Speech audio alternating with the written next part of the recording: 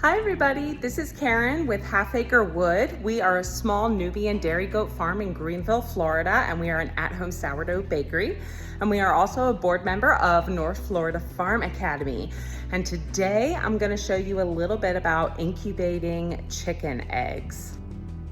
So we previously tried to incubate chicken eggs with one of those styrofoam incubators that you can get, and they're really cheap. And we had some failures, and we had one chicken that was born and something was going on with him. He was slightly deformed and he only lived about 3 days, and it was quite heartbreaking.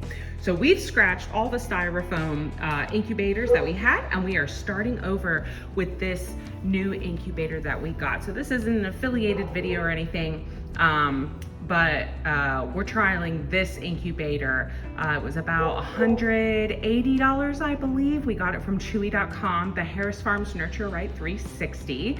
And it's great because it keeps track of the temperature within the incubator. It keeps track of the humidity, which is super, super important.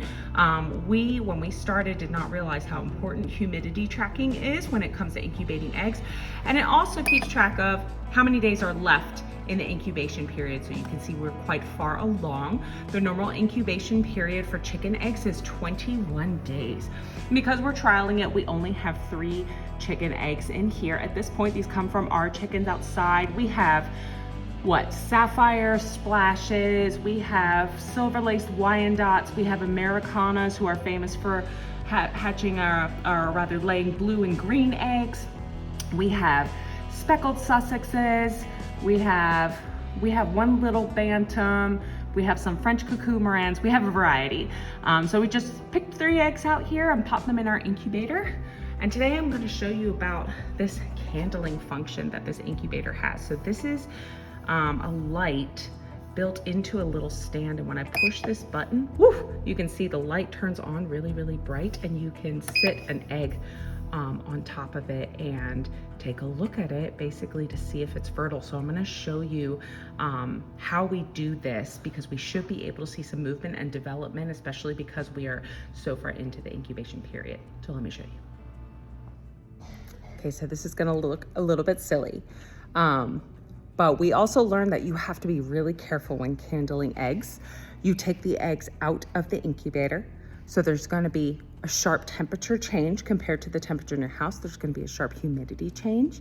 And so what me and my son learned was that if we take a big blanket like this just off of our couch and we drape it over the incubator, we're kind of helping protect the temperature and the humidity and the environment that the eggs are in while we're candling them.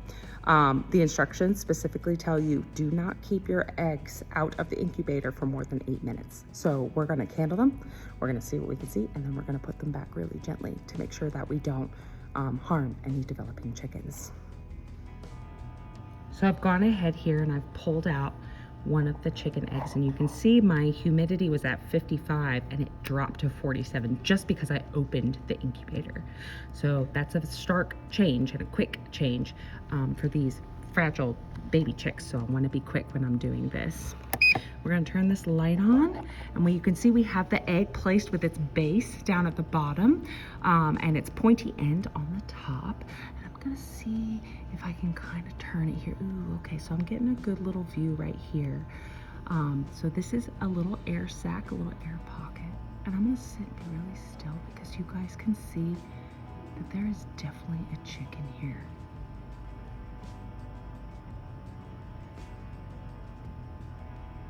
So this isn't me breathing or moving the camera. This is the chick inside the egg breathing.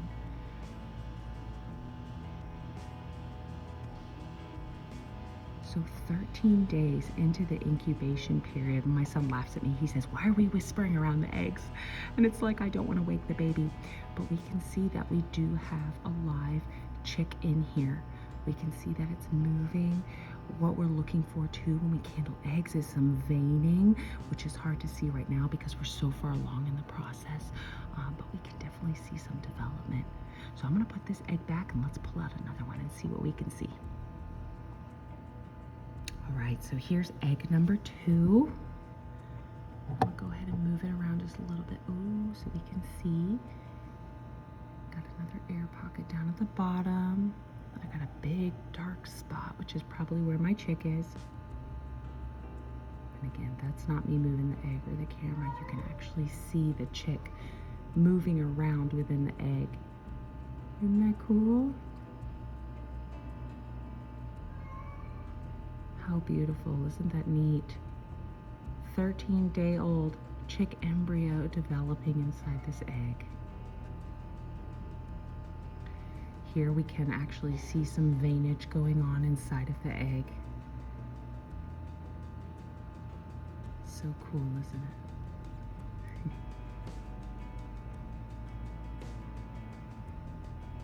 All right, let me try the third one.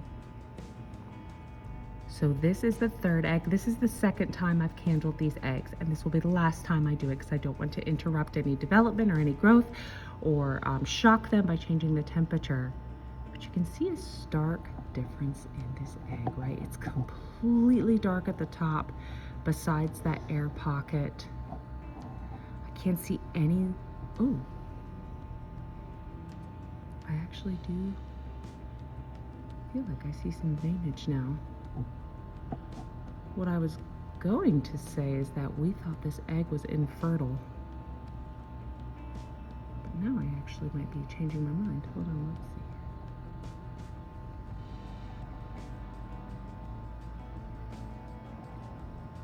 So you gotta think this egg has been in the incubator for as long as the other eggs have.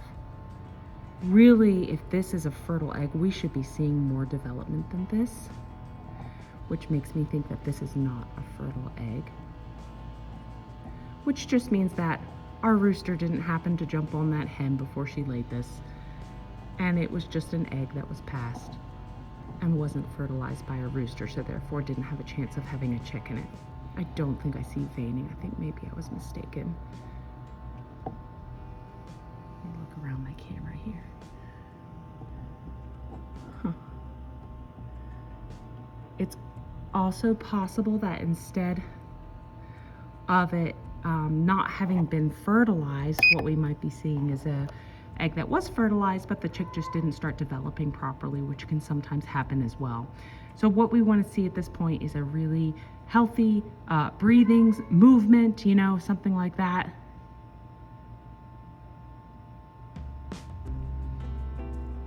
And I don't know, guys. I feel like now I'm seeing a little movement when I didn't before, and I'm wondering if it's the trick of the light. So we'll have to just keep an eye on this one.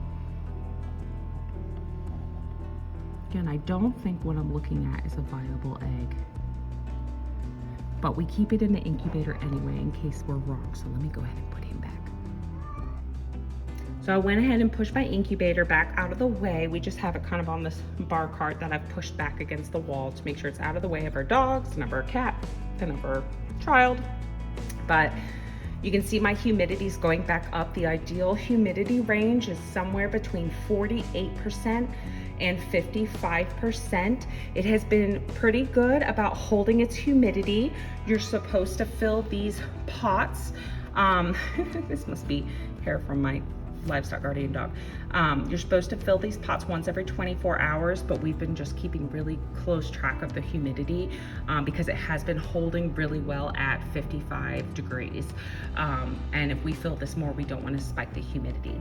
They said once we get to 3 days before hatching, that is the lockdown period, we want the humidity up somewhere around 70%. We're gonna fill both pots. They call this pot A. You can see there's an A in it down there. And this is pot B. So we'll fill both pots with water. This little opening here, which allows humidity to come in and out, we will shut and we'll make sure we don't touch or disturb the incubator for those 3 days because that is absolutely critical for them to be able to hatch.